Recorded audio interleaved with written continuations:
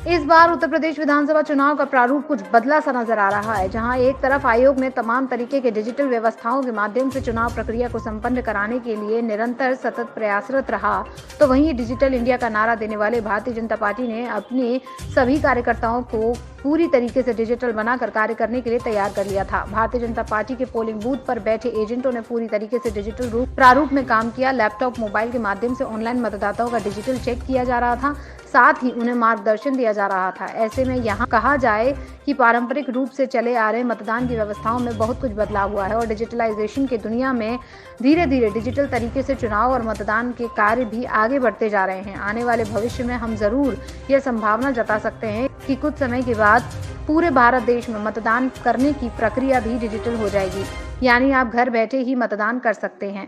हालांकि इस तरीके की व्यवस्था इस चुनाव में दिव्यांग एवं बुजुर्गों के लिए की गई थी, लेकिन आने वाले समय में यह व्यवस्था सामान्य सभी मतदाता के लिए हो सकती है। इस विषय पर जब हमारी भारतीय जनता पार्टी के कार्यकर्ता से बात हुई तो उनका कहना था कि डिजिटल के जो नारे भारतीय जनता पार्टी के हैं उसको धरातल पर लाने के लिए इस तरीके के कार्य किए जा रहे हैं। 2022 का प्रारूप बहुत तरीके से बदला हुआ नजर आ रहा है। जहां एक तरफ पारंपरिक तरीके से मतदान कराने की प्रक्रिया होती थी, तो जैसे जैसे चुनाव आयोग अपनी प्रक्रिया को बदलता जा रहा है, वैसे वैसे ही पार्टी कार्यकर्ता भी और पार्टियां भी अपने प्रारूप को बदलने में लगी हुई हैं।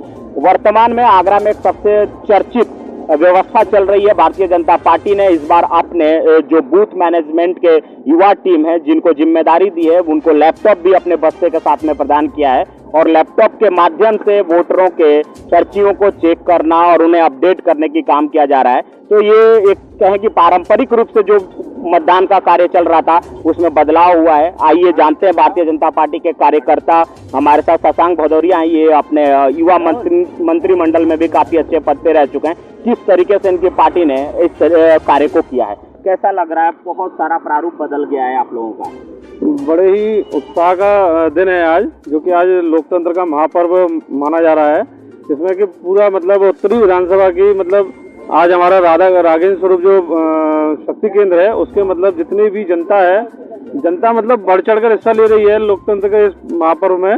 और मतलब जनता की जो भी समस्याएं, कोई ऐसी कोई समस्या कुछ है नहीं है, जो भी छोटी मोटी लगता है वो यहाँ हमारे मतलब ऑनलाइन लैपटॉप और मोबाइल के माध्यम से सारी समस्याएं उनकी समाधान किया जा रहा है। किसी प्रकार की ऐसी कोई समस्या है नहीं और बढ़ चढ़ के जनता हिस्सा ले रही है। आपकी पार्टी ने लैपटॉप और मोबाइल की व्यवस्था रखी, किससे कैसे देखते हैं आपकी पार्टी इतना टेक्नोलॉजी पर काम कर रही है?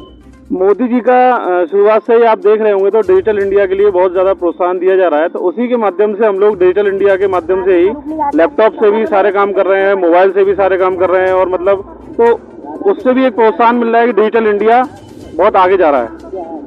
भारतीय जनता पार्टी ने जिस तरीके से इस चुनाव में अपने चुनावी तंत्र का इस्तेमाल किया है, इससे अन्य पार्टियों को भी कुछ सीखना चाहिए। भारत सर्कल न्यूज के लिए कैमरा पर्सन गौरव के साथ विनय सिंह की रिपोर्ट। बस्ते पे हम लोगों ने भारतीय जनता पार्टी की तरफ से बस्ता लगाया है, उसमें हमारे पास सारी तो वोटर पर्चियाँ भी है कंप्यूटराइज्ड, सेकंड और उसके अलावा वोटर आईडी से अगर कहीं पर नहीं मिलता वोट तो हम मोबाइल पे ऐप के द्वारा, लैपटॉप पे जो सरकार द्वारा ऐप जारी किया उसके द्वारा कैसे भी करके निकाल देते हैं। कहीं कहीं ऐसा रुझान भी आ रहा है जैसे कि रहने वाले वो यहाँ के हैं लेकिन सरस्वती शिशु मंदिर पर वोट निकलना है उनका, तो उनकी हाल के आलम पर्चियाँ बना देते हैं ताकि वोट वो पड़ जाए या वोट परसेंटेज बढ़ जाए।